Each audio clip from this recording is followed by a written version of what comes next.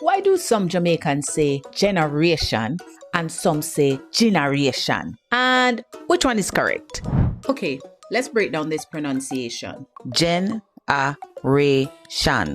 Generation. Generation. And generation. Generation.